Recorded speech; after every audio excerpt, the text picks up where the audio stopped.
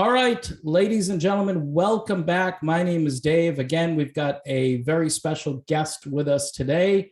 I'm honored to have Scott Ritter back with us, former U.S. Naval Intelligence Officer with the United States Marine Corps, also former UN Weapons Inspector. Scott was kind of a big deal, especially back during the lead up to the Iraq War. He's become a bit of a big deal again, I would say, based on independent media today. And there's a lot of information, shall we say, that we don't get to hear too often through the Western media. But Scott is back again today. How are you, Scott? I'm doing great, thanks. How are you? All right, good to have you back, sir. First question I have for you, and I'm kind of a layman when it comes to weapons systems. There's something out there called high mobility artillery rocket systems. I think the lingo I hear is HIMARS. And I've been hearing a lot about these weapons systems. I think Lockheed Martin, if I'm not mistaken, is the chief manufacturer of this, although there probably is another company that makes it. I've been hearing that the United States government has been sending these rather sophisticated weapons systems over to Ukraine. And I was wondering what your knowledge of these weapons systems is, and what kind of, what are they capable of doing? And are they possibly falling in the hands of, shall we say, nefarious actors? Well, the HIMARS system, and you're pronouncing it right, and you've identified it correctly. There's two versions of it. I think there's the M148, which is a wheeled versions on a truck. It carries six rockets. Then there's the M270, which is a tracked version. It can carry 12 rockets or 6 rockets in one big 300-kilometer range rocket called an ATACMS. We're not providing the Ukrainians with the ATACMS as of yet. What we are providing them with is a variety of rockets. Some are GPS guided rockets, some are just unguided rockets with cluster munitions, et cetera. But we're providing them with a range of rockets that have the ability to reach out and touch bad guys, 50, 60, 70, 80 kilometers or 80 miles away. So it's a serious weapon. We've used it in the past. We've used it in Iraq. We've used it in Afghanistan. I believe we've used it in Syria. The idea of the HIMARS was to be able to bring a lot of firepower down on a specific area in a rapid amount of time. Bottom line is, if you get hit by HIMARS, you're hurt. Yeah. And end of story. So we have provided the Ukrainians, we started off providing them with 4. Then I think we upped that number to 8. Now we provided them with 12. And there's talk about we're going to up that number to 20 total. I think the British are providing them with the M270 variant. I don't know if those have arrived yet. And I think Canada and maybe some other NATO countries are providing that. So, we're looking at, around 30 of these HIMARS systems ultimately will be in Ukraine. Let there be no doubt that if you provide a HIMARS system with accurate intelligence on the location of a target, and HIMARS is able to establish a firing solution and launch its rocket, it's going to hit what it's fired at. And so far, there are reports that the Ukrainians have used the HIMARS to great lethality against Russian command posts, Russian troop concentrations, Russian ammunition depots, and things. They've also fired them against civilian targets. They've fired them against the city of Donetsk and other civilian villages and towns in the Donbass region. Now, let's now ask the question: so what? Mm-hmm. So what? Okay, so the Ukrainians have shown that they can kill Russians. Well, the war in Ukraine is being fought on a scope and scale I don't think too many Americans can wrap their heads around. So let's imagine a battlefield that stretches from, say, Boston to Washington, D.C. and covers the East Coast terrain. Then we wrap that around what we call Ukraine. Okay, so that's a big area. I mean, a lot of people have driven that before. They know what that is. Now imagine a truck with 6 tubes on it, somewhere in that great big area. And you tell me, is that going to change the outcome of the war? The answer is not just no, but hell no. You can give them 12 of them. You can give them 20 of them. It's not going to have an impact at all. Zero. You're going to kill more Russians, but not enough. And the other thing is, the Russians are looking for you. They're going to kill you. They're not just looking to kill you. The Ukrainians are so corrupt. I don't know if the American people understand that the Ukrainians have sold a HIMARS to the Russians. Russians bought it. They own it. They're back there dismantling it together with the rockets so they can learn everything they need to know about the system so they can develop the appropriate response. And we know that its system's working because I think yesterday the Ukrainians fired 12 HIMARS rockets at a strategic bridge in the Kherson area, and they were all shot down. So guess what, Ukraine? No one cares. The Russians don't care. Well, they do care because here's the price Ukraine is going to pay. The Russians have said, they came out yesterday and said, yeah, the special military operation was for the liberation of the Donbass, but because you idiots in Ukraine have decided to receive heavy weaponry and shell Russia, shell civilians, we're just going to keep all the territory that we've captured so far, and we're going to capture more. That means Odessa. And we'll keep going as long as you want. We'll keep carrying every piece of territory we capture. You're never getting back ever again. It will become a permanent part of Russia. So Ukraine, the United States is literally, this is like, that Michigan doctor, Dr. Death, who did, euthanasia. Kevorkian. So yeah, Kevorkian. The United States is sort of the modern day foreign policy version of Dr. Kevorkian, going to Ukraine and assisting in it's a doctor-assisted suicide. Ukraine is committing suicide. It will never look the way it used to, and the longer this conflict goes on, the more that's going to change, which means it's going to shrink. Ukraine is finished as a modern nation state. They are finished. That's just a sad statement to make. And one of the reasons why they're finished is because they bought into the myth that HIMARS was going to have an impact on the battlefield. Yeah. It isn't. It's not about one weapon system. It's not about 20 of those one weapon systems.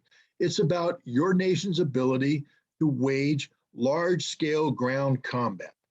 And that means in its totality. If it was really as simple as just coming up with a fancy weapon that could turn it, we wouldn't be having this war. The side with the fanciest weapon. It's about killing people. It's about killing more people than the other side, which requires a systematic approach to mass murder, because that's what war is, mass murder. Mm-hmm. And the Russians are committing mass murder far more efficiently than the Ukrainians. No amount of toys provided by the West is going to change that outcome. Wow. All right. Well, before we started, I told Scott he could go off on as many tangents as he needed. And that was an interesting one, Scott, especially the part about Ukraine is kind of over as a nation state. I want to talk about what this is costing. President Biden, in a fairly recent speech, not the things he's been saying lately, which are increasingly more incoherent and actually very just worrisome, because I really truly believe that this man is beginning some sort of deep cognitive impairment, which quite honestly, there's no reason at this point why the 25th Amendment to the Constitution wouldn't be suggested, but I don't want to go down that road. What I want to focus on is when Biden said that they're basically in this, NATO, the West, the United States, they're going to stay the course in this, And he used the phrase, and nobody walked it back. He said, for as long as it takes. That to me means Afghanistan redux. That means we're in this for a 20-year war. And, you know, you've talked about how this could escalate.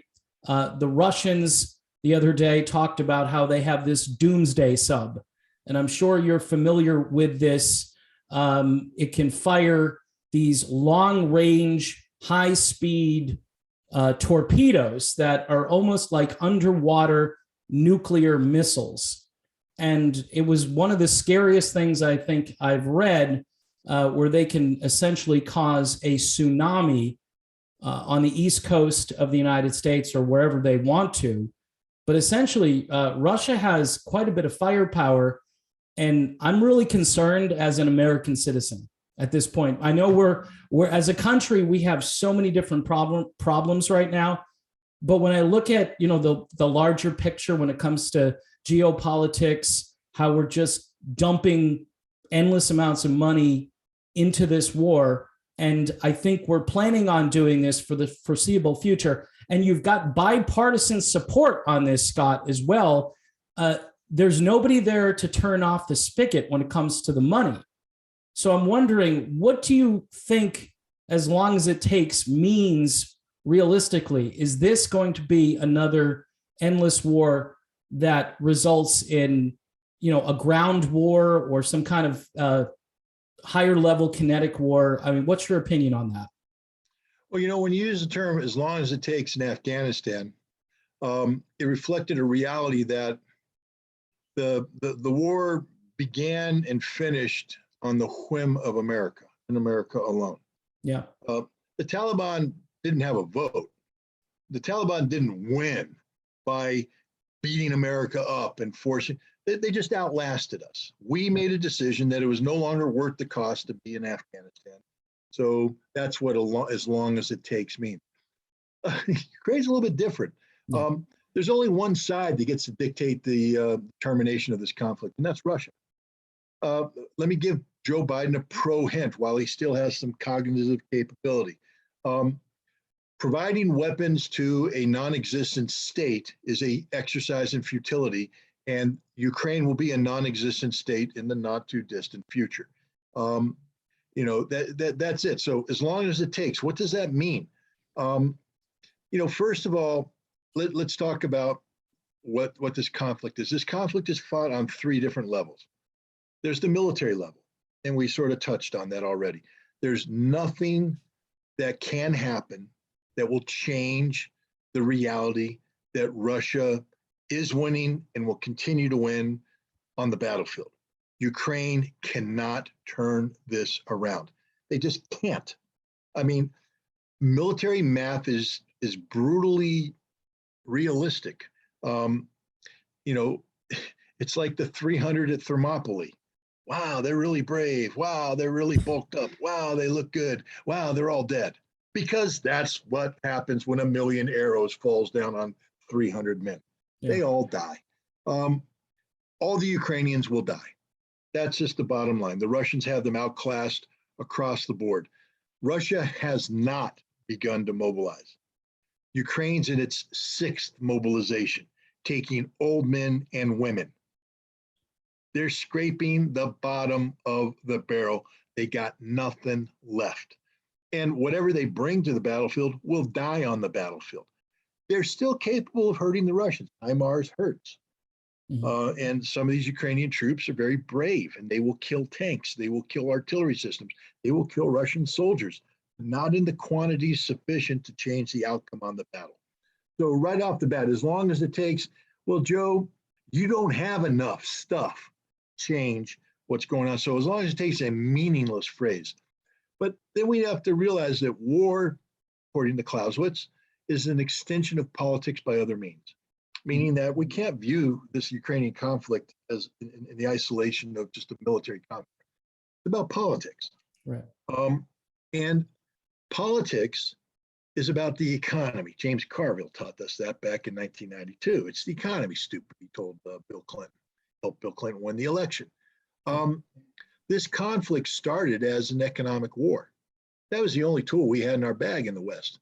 Remember? Massive sanctions, unprecedented sanctions. This is going to really hurt you, Russia. You don't want to invade Ukraine because we're going to sanction you to death. Literally, our plan was that when we imposed these sanctions, that the Russian economy would collapse almost overnight, generating sufficient domestic unrest sufficient to overthrow Vladimir Putin. Didn't happen. I mean, just long story short, they flipped the script. The narrative's gone the other way around. We're hurting. Europe is collapsing as we speak. It's the economy, stupid. The Russians won the economic aspect. And there ain't nothing that's going to, it's like the military battle. There's literally nothing the West can do to change this outcome. It's already been, it's over because Europe needs energy. Europe ain't getting enough energy. And Europe ain't going to get enough energy. So Europe is going to collapse. And now we come to the political equation. Because if it's the economy, stupid, what happens to the politician that doesn't pay attention to the economy? Right. The stupid man is kicked, or woman is kicked out of office. We've already seen, you know, even though Boris Johnson was kicked out for just being corrupt and inept, his Conservative Party isn't going to last because it's the economy, stupid, and the Conservative Party is going to be blamed for everything that's going wrong in England, and everything's going wrong in England. You know where else things are going bad? Italy. Gosh, Draghi, you know, Mr. I hate the Russians. I want to lead the charge of Russia. Well, you get to go to retirement now, Mr. Draghi, because you no longer count because it's the economy, stupid, and you tanked your economy on the false hope that you could somehow sanction Russia to death. Every single European politician who signed on to this punish Russia through economic sanctions nonsense is going to pay the ultimate political price either this summer, this fall, or this winter. Joe Biden, although you know he can't be voted out of office until 2024, he's going to become the ultimate lame duck president.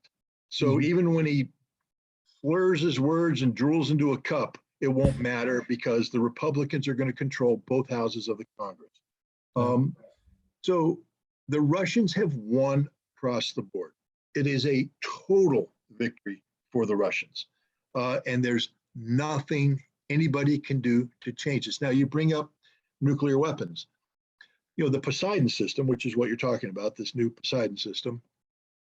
The reason why the Russians did this is that the United States has since 2000 been undertaking a restructuring of our nuclear posture based upon the premise that we can win a nuclear war. It used to be that we all, you know, we embrace something called mutually assured destruction. Now, it's a horrible concept, except it's wonderful because we're not necessarily collectively suicidal.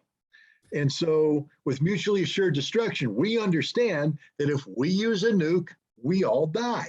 It's that easy. They use a nuke, they all die. It's really basic. And that's why we did amazing things like sign the Intermediate Nuclear Forces Treaty. I'm going to plug my book. There we go. Book about it called Disarmament, the Time of Perestroika. It was a wonderful time where Russia, the Soviet Union, United States hated each other. We're Cold War on the verge of nuclear conflict, and yet we found a way to dismantle the nuclear arsenals that represented the greatest risk. Imagine if we could do that again today. But we're going to have trouble because George W. Bush dismantled something called the Anti-Ballistic Missile Treaty. One of the key elements of mutually assured destruction is when we both acknowledge that we're all going to die, there's no reason to build a missile defense because we're all going to die. So rather than build a missile defense that only forces the other side to come up with a weapon that could defeat that missile defense, then you have to build a missile to defeat that, never ends. We said, we're going to just stop that. We're going to have these nuclear weapons, no missile defense, and then we're going to talk about how we reduce the nuclear weapons. But we got out of the ABM treaty. Then we put these two ABM systems, anti-ballistic missile systems, in Europe as part of NATO, one in Poland, one in Romania. Russians are not happy about this. We've developed a version of the SM-3 missile, we've turned it into an anti-ballistic missile interceptor. So it's on all of our destroyers. So now we've surrounded Russia with ships that are each one of them a floating anti-ballistic missile platform.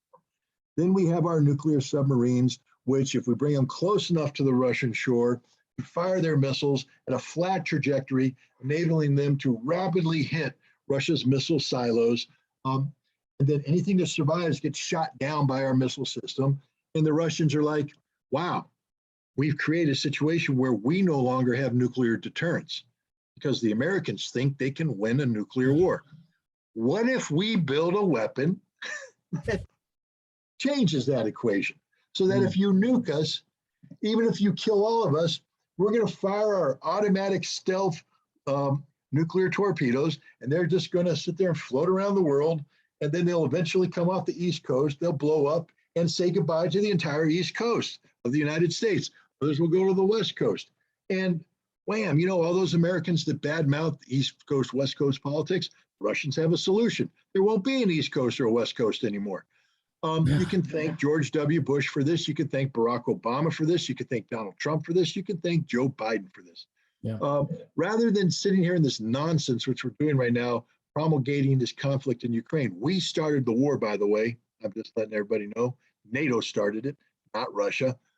Wouldn't it be nice if we actually began to reinvent the wheel, to begin disarmament talks, to eliminate these nuclear threats, to find a way that our two nations can peacefully coexist? It doesn't mean that you have to go out and buy Russian caviar and you have to listen to Russian music. No, you can still dislike Russia. Yeah. Nobody gets hurt by disliking. I don't like Russia. Okay, but I hate Russia to the point that I'm going to be blinded to everything where I build weapon systems that threaten the Russians so they can destroy us now. No, that's stupidity. Mm-hmm. Peaceful coexistence is a possibility, but the key to this is nuclear disarmament. And that's not going to happen so long as we are implementing the policies that we're implementing. Remember, it's not just Joe Biden. It's every American president. I know. Republican and Democrat alike. Yeah, that's why I said, you know, this always has bipartisan support. You know, we're going to send money and weapons to Ukraine, and you're going to think, okay, there's got to be an opposition to it. And there are a few senators, probably Republicans, but it doesn't matter because there's enough bipartisan support to get the thing passed. It goes through, and people are just flabbergasted. I mean, everybody I talk with, even if they're buying into the narrative, even if they've got their little lapel pin, their Ukraine flag on their profile picture, whatever it is. I mean, the band Pearl Jam, you know, I looked up something that they were talking about. They canceled some gigs or whatever over in France because of smoke. And I'm looking at their profile and I'm like, they have a Ukraine flag. I'm like, what do they even know what's going on over there? So yeah, exactly. You shake your head. So most Americans, though, Scott, are like, hey, okay, I support, they're kind of like, you know, I support Ukraine. Yeah, great. But I don't know if we should send, I heard one number, and I don't know if you can verify this, that NATO as a whole with the United States, their end goal for financing is something like $650 billion to send to Ukraine for all this, for weapons and for, sounds like nation building projects. I mean, you mentioned that there's not going to be anything to send anything to eventually, which I think is a really very blunt but realistic perspective. I mean, that's why I said, what does, you know, being in this for the long haul really mean? And you mentioned the economy. I want to pivot a little bit to something Samantha Power said the other day, which I thought was, again, rather interesting. And again, it's now you go from poking the Russian bear over to messing with the Chinese dragon. She's basically saying to the people in China, you know, the government over there, hey, we've got all of this food insecurity all around the world because of what, you know, Russia did. Everything is obviously Russia's fault. I know they have quite a bit of food over in Russia, and they used to be able to send it to different places. But she's basically asking China, hey, you guys, this is kind of like Biden says, pump more oil to the Saudi Arabians, it's the same, and to the oil companies. Can you guys, we haven't built a new refinery since like 1977, but all of a sudden our output's just going to magically increase with the same amount of drilling leases available. That's again a tangent that I'm going off. But I found it remarkable that they're actually starting to pivot over to China, which I think is even almost more dangerous in some ways than messing with Russia, because I think Russia wants to be left alone. I think their end goal is, okay, we're doing this in Ukraine. You bomb the hell out of the eastern part of that country for 8 years. We watched it. We weren't going to do anything, but you kept encroaching. NATO kept coming and coming and coming. But when you start messing with China, I think you're on like a new level of crazy. That's the way I look at it. And for Samantha Power to start begging for more food from China, hey, can you guys take care of the third world? We can't do it anymore because we can't do anything. Russia used to help and do it. Ukraine used to be able to do it as well because they produced a ton of food. So now it's what do you make of that, Scott? Is she just going over there now because, of course, there's a lot of sentiment against China within our own borders because China gets blamed for everything because we tethered our economy directly to them for decades. What do you make of all of that? Well, I mean, it just shows it's pathetic, to be honest. It's just absolute pathetic on her part. First of all, I can guarantee that no Chinese official lost any sleep over anything Samantha Power said the other day. She's irrelevant. Literally, she's irrelevant. Just like the rest of the Biden administration. They don't understand how little they count in the world today. Nobody cares what they say because nothing they say matters. China is not going to do the bidding of the United States. China will do the bidding of China together with nations willing to work with China in a constructive fashion. The best way to resolve global hunger right now is to stop sanctioning Russia on food and fertilizer. People need to understand that this food crisis we're going through right now, this year is about supply chains and distribution networks. There's some inefficiency hangover from the pandemic, and then you combine sanctioning of Russia. That's a problem. Next year, however, it goes from a problem to a crisis that has no solution. If Russia doesn't get its fertilizer to the global market, the world's ability to produce food will drop catastrophically, which means that millions of people are going to starve to death, and there's nothing anybody can do about it.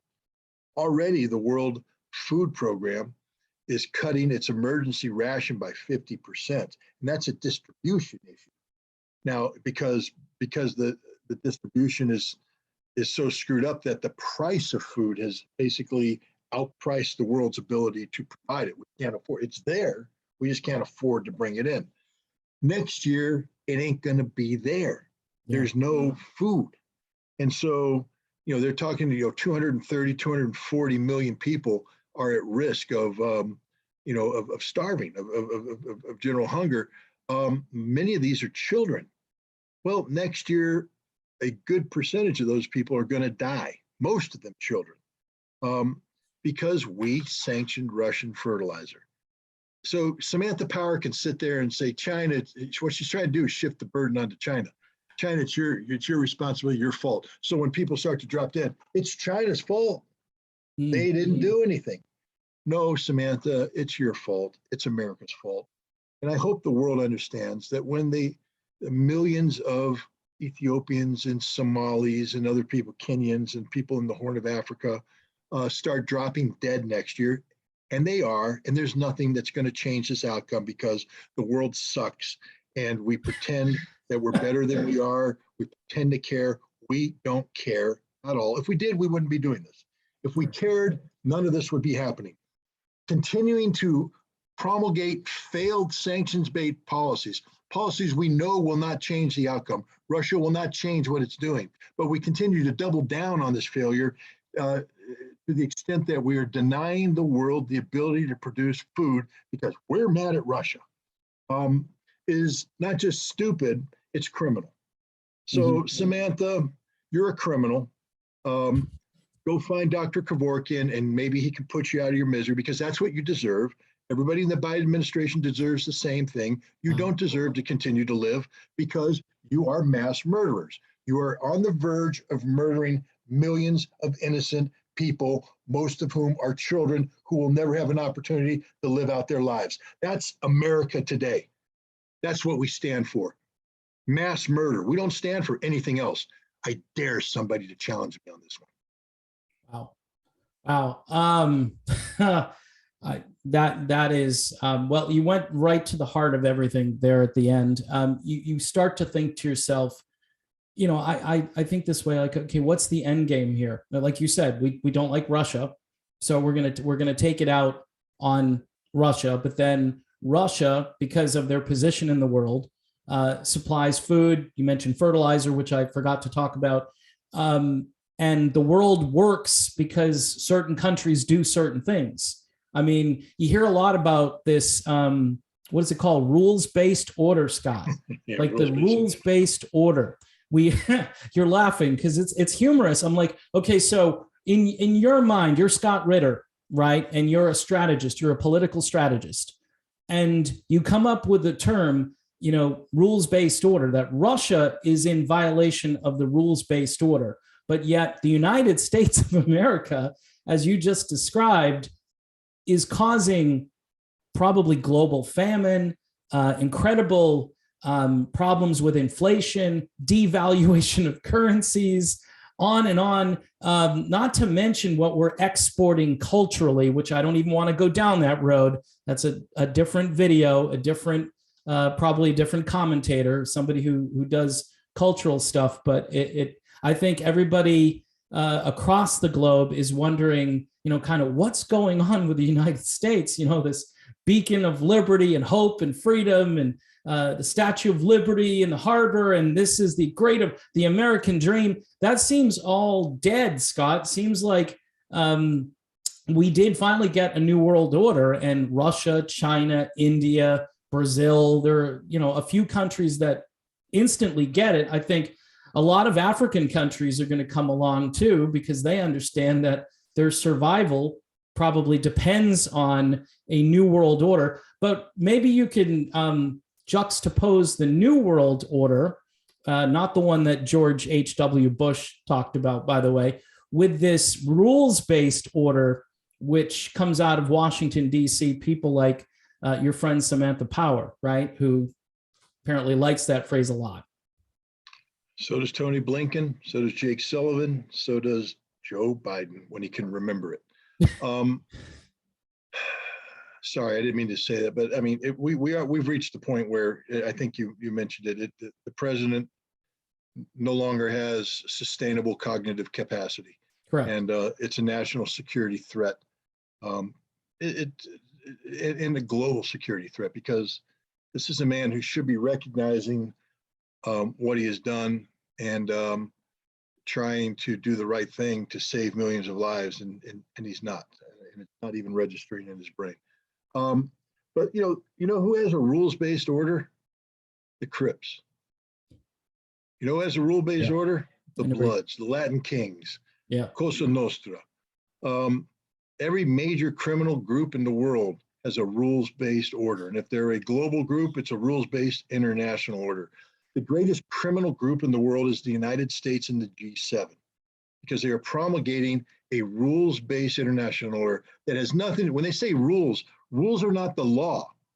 Remember, blood in, blood out ain't the law, but it's the rules if you want to play with the Bloods. You know, the playing with the Italian mafia back in the day, you know, there were rules that were attached to that. Russia and China, when Putin met with Xi Jinping back in February 4th, I believe, of this year, They signed a 5,000-word statement, joint statement. And one of the key elements in there was a total rejection of the rules-based international order to be replaced by something they called the law-based international order. Now, what's important about the law-based, you say, well, whose law? Russia's law? China's law? No, man, I don't trust them. Right. No. The United Nations Charter. That's the UN, those Americans are going to say. The UN. We don't trust the UN. Really, read the Constitution. Understand that the Constitution says when the United States Senate has ratified with sufficient numbers international treaties, they become the law of the land. The charter is not a convenience. It is the law of the land. The United Nations Charter is binding to the United States constitutionally. Constitutionally, that document that defines who we are and what we are as a people. Right. So, ironically, Russia and China are better Americans than the Americans are because they are actually trying to promulgate a document, the United Nations Charter, that is bound to the American people by its own constitution, but we're willing to run roughshod over in the name of the rules-based international order, the drug gang that we've become. Because that's all we are. We're a drug gang, but our narcotic isn't necessarily cocaine or marijuana. Our narcotic is weaponry, violence, global famine. These are the tools we use to control the world, to assert American hegemony on everybody else. IMF, World Bank, the Bretton Woods twins. Yeah. We don't use that to make the world a better place. No, we use that to take control of nations, to bankrupt nations, to destroy governments, to put governments in that we want. Rules-based international order is nothing other than a way of saying that America is the godfather. And if you're not willing to kiss our ring, we're going to stick a horse's head in your bed because that's what we do. The Russians and the Chinese are saying, we don't want to play that game anymore. Yeah. We want to play the law-based international order. And it's not the law that China and Russia are trying to impose on anybody. It's the law that we have all agreed to, the United Nations Charter. Imagine that if we actually did what we said we wanted to do. But we can't, because if we implement the charter the way it's designed, American hegemony goes out the window, which, by the way, would be a great thing. Yeah. But unfortunately, empires want to claw onto that which made them an empire up until the bitter end. Well, the American Titanic has hit the iceberg. Mm-hmm. It ain't going to stay afloat. It's sinking. We can put as many bands as we want to play music, but eventually the ship's going under. And that's what's happening right now. This rules-based international order is not long for this world because the world has sickened of it. Sickened of it. Yeah. Sanctions, they don't work anymore because the world doesn't want to play that game. The only people sanctioning Russia today is the United States and the pathetic G7. Yeah. But the G7, the world's greatest economies? Last time I checked, they didn't include China. That's okay. No big deal. Because China's part of something called BRICS. Yeah. Brazil, Russia, India, China, South Africa. But now we're adding Brazil. We had Brazil. We're adding Argentina, Iran, Saudi Arabia wants to join. Turkey wants to join. Everybody wants to join. Why? Because it's the cool club to be in. Because the cool club is the law-based international order. Everybody wants to be a part of that. Nobody wants to be a part of the rules-based international order because we never allowed them in. We were the big club. We were the all-white male golf club that let the blacks come in to caddy, but you could never be a member. We let the women come in on Wednesday night to eat dinner with the club members, but then they left so the strippers could come in. That's how corrupt we are. We're horrible. We suck. We're bad. We could be better because we did, after all, ratify the United Nations Charter, and it's bound to us by the Constitution, but we don't live by the Constitution anymore. The Supreme Court has proven that. The Constitution doesn't matter. The body responsible for interpreting the Constitution has decided it doesn't want to interpret the Constitution unless the political parties that put the justices in place say, this is what we want politically. It's no longer about the rule of law. It's about the rule of politics. There's a Wow. You still there, Scott? You kind of froze I'm there here. for a second. All right. Yeah, I think I probably angered the camera. I think I think you broke the internet there. All right. So yeah, we're going to be uploading this later. But if you see Scott freeze, that was, probably kind of appropriate at that moment.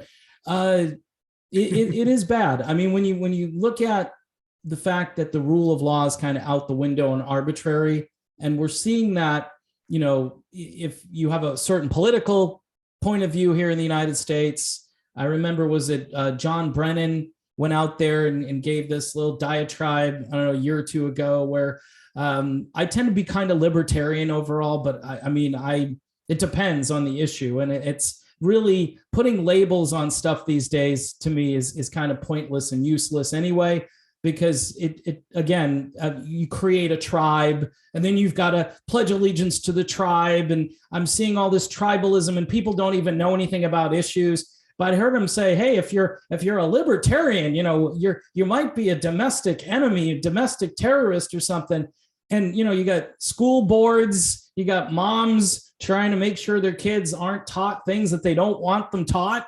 I mean, at that level, and I know this is kind of straying from geopolitics a little bit, but I think everything is kind of tied together, how America has sort of lost its collective way. We're not a moral country. We're not a decent country. We're not saying, hey, we need to worry about the lives of the people in Ukraine. Yeah, we're upset that Russia went in there, but we're not really, because we could have negotiated, right, Scott? We could have said, look, hey, no, we don't want you guys blowing up Ukraine. Why don't you guys stop? What do you guys want? Let's sit at the table. And I think Russia was very open to that for, I think, probably the, first few weeks, maybe a couple of months in. But then that whole thing, they met a few times and didn't go anywhere. And my guess is that most of the shots are being called in DC anyway, that DC doesn't want that solution. What the heck is wrong? I don't know what's wrong. That's why I've got you on here. I'm thinking to myself, there's something wrong. Is it just that these people have egos? They don't want to admit their foreign policy, as you say, sucks. They don't want to admit that America is now kind of a laughingstock of the world in many areas where we were once a good nation, at least, maybe not a great nation. We can argue how good we were in our past and all of our faults and our mistakes. But now we're just a collection of states, and some states are good, some states are horrible. But what's going on in DC, I think, amplifies this confusion, and it's created such political division in this country.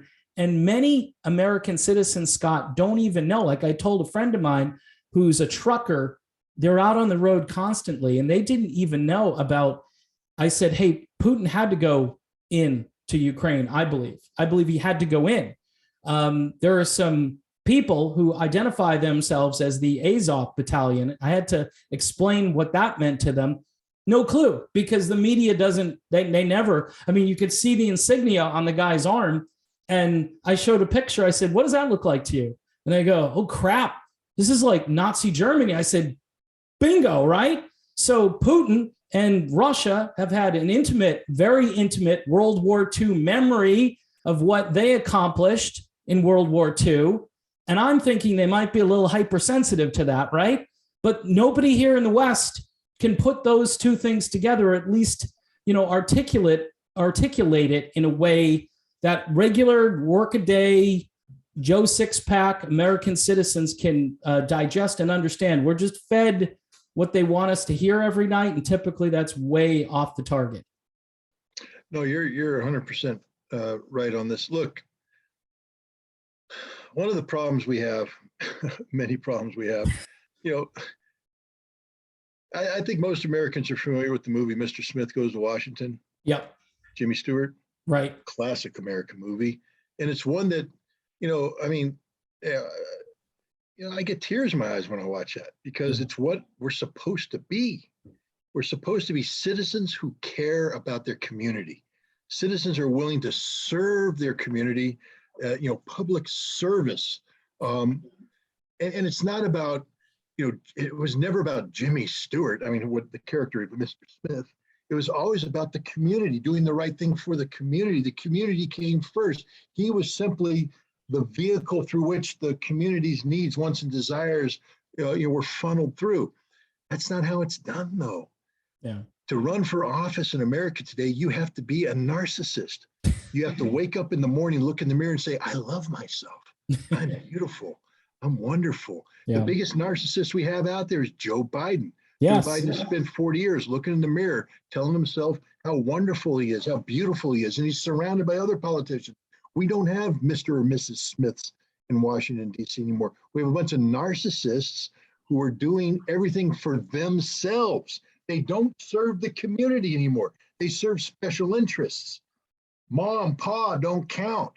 You don't get the letters from the real constituents, because if the real constituents didn't write a check, there's a bunch of zeros behind it, they're not going to be listened to. Yeah. The moment the Supreme Court, we get back to law of the land, passed Citizens United in 2010, they destroyed American democracy because they gave corporations the same status as a true citizen.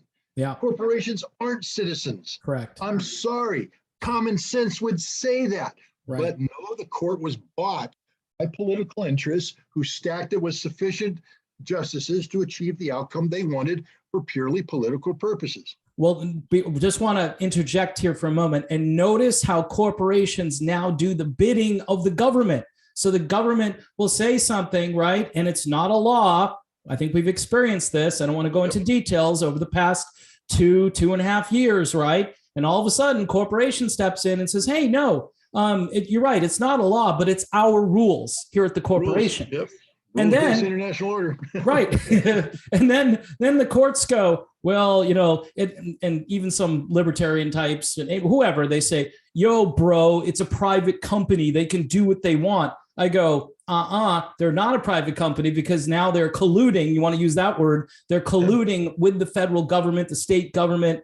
And you can't, it's a blurring. There's no separation anymore, Scott, between those two entities. So now, you go into Walmart and you're like, oh, this place is political now. It's not a corporation. It's part of the government. They're telling you what to do.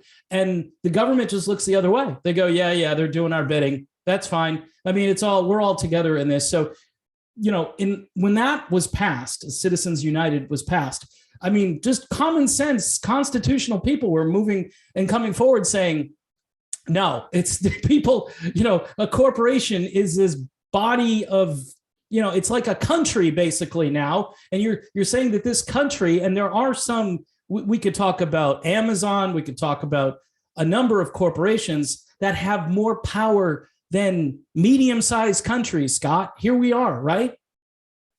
No, you're right. Our country is fundamentally broken. And I don't, sometimes the solution when you have a bad car, I mean, you can keep taking it to the garage. Yeah. But if it keeps coming out with the same problems, maybe the solution to the car is just to wreck it and buy a new one, start over. Yeah. And I'm at the point right now where unless America is willing to come back to the Constitution, then we're not a nation worth saving. Yeah. Because our nation is defined by the Constitution. But here's the problem with the Constitution. If you have a Supreme Court that's responsible for interpreting the Constitution, but it's not interpreting the Constitution, it's reinterpreting based upon whatever political powers put them in place. Yeah. I confuse people sometimes because I'm very angry about the overturning of Roe v. Wade. Okay. And people say, well, then you must be, pro-abortion. You have no clue who I am if you say that. Right. Okay. I am not pro-abortion at all. Okay. I'm personally against abortion. Right. I, father of twin daughters, am grateful that we brought them into this world. I think the world's a better place for them. And I recognize that every fetus has that potential. If allowed to be, that's my personal view. I feel strongly about it. But I'm also somebody who recognizes that when the Constitution was first written, guess who didn't have any rights? Women. Yeah. So all these originalists, it don't count unless it was in the original Constitution. Really? Women weren't in the original Constitution. Yeah. Women didn't count. So Right. somehow we grew as a nation to recognize that women are citizens. Yes. And guess what that means? That their concerns matter, Mm-hmm. even if I don't agree. Meaning that if I live in a nation where if a majority of people say this is what they believe in, I have to respect that. Mm-hmm. And on the issue of abortion, I think there's a consensus that it's the woman has a say. Let me just put it that way. Mm-hmm. The woman has a vote. She has a say. Even if she decides something that I personally don't agree with, she has a say. And the Supreme Court of the United States in Roe v. Wade in a 7-2 decision, 7-2. Mm-hmm. That means that the majority of the learned minds in the court decided that this was the law of the land. Mm-hmm. And then constitutionally, we bring every one of these corrupt justice wannabes, narcissists themselves, before the Senate to be questioned under oath by the Judiciary Committee, which is constitutionally mandated to pass judgment on them. And they are asked questions and they lie and they lie. And then they come into the court and they act on that lie. No, I'm sorry. The Supreme Court simply shouldn't exist in the current configuration because they're doing a disservice to the people. They're demonstrating that the Constitution has no meaning, the Constitution has no value. And if that's the case, this country's over. Yeah. You can call it the United States of America. You can wave the damn flag. We can have 50 states, whatever. We aren't America. We're something different. We're something that we can no longer be proud of. We're something to be ashamed of. Yeah. And I'm ashamed of this country. Yeah. I'm ashamed of this country and what we stand for. I love the potential of this country. Right. I love what we could be, what we should be. That requires us to know the kind. And I'll leave it with this: Constitution, the document that defines who we are and what we are as a nation. The Constitution I took an oath to uphold and defend with my life against all enemies, foreign and domestic. Right. How many Americans could take the basic citizenship test that's given to every non-naturalized, person not born in America who wants to become a citizen has to take the test? If they don't pass the test, I think the score is 100%. If they don't pass it, they don't get to be citizens. Yeah. Wow. So all these great Americans, I mean, you see them, they got God Bless America, they fly the flag, they got stickers, they got everything. How many of them could pass the test on the Constitution? And imagine if you took the test, you failed it, you lost your citizenship. Ooh. Ooh, Yeah, we wouldn't have a country anymore. So, Americans that are listening to this, learn the Constitution. Get the hell out of this country, because this country is about the Constitution. Right. It's defined by the Constitution. And if you don't know that document, you can't defend that document. If you can't defend that document, then why are we here? Why are we here? Right. Well, I think when we operate outside the scope of the Constitution, I think that's when things go a little haywire. I'm kind of a states' rights guy. I believe the power should go back to the states and to the people. The Constitution says that. To make those decisions, whether it's abortion, for instance, whether it's guns, for instance.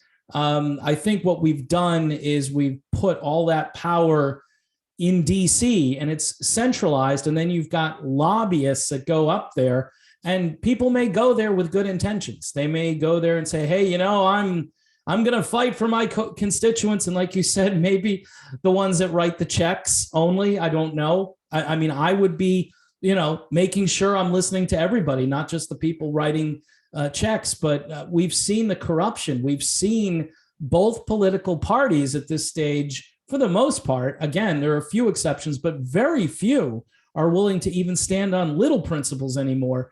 And I don't know, Scott, if there's a political, I say this to everybody, regardless of where they come from, whether they're conservative or liberal or not political. I just don't know if there's a political solution anymore to this. And it's going to be up to the individual. It really is. It's going to be up to the individual to survive and to speak up, whether it's a school board, whether it's a bigger venue, a bigger arena. Mr. Smith goes to Washington. I don't know if that exists anymore. It'd be nice. I think it would be, I think a populist, a real fire-breathing populist who loves the country, who understands the Constitution, understands its limits as well, would be somebody that many people would be interested in. But I don't know if that can happen. I just think we might have gone past the point of no return. I pray that we haven't. I do. Each and every day I wake up, I pray, God, this experiment, this grand experiment, is it over? Are we supposed to have a divorce? I hear a lot of talk about, should we just divorce and certain states will secede and that'll be, this is how America will balkanize and break up, and that'll be the end of that grand experiment, and maybe something new will come along and we'll survive, but we won't be the same country. And I think that's probably what's going to happen. Well, it's already happened. I mean, to be frank, we've already broken down into collective of states, collective of regions that have shared economic interests. And when you have shared economic interests, your politics tend to coalesce. And when you have East Coast, West Coast, and then what the flyover states, is that really how you define our country? Is that really what America's supposed to be? I don't think so. So yeah, the bottom line though is that this country's fundamentally broken, and I don't know if we can fix it. Yeah. Hey, Scott, you held up your book a few minutes ago. Let's share that again with the audience, the title, where people can get that book, because it looks like a very interesting read. And I know you just put it out there, right? Yeah, no, it was just published. It's called Disarmament in the Time of Perestroika. It's Arms Control and the End of the Soviet Union.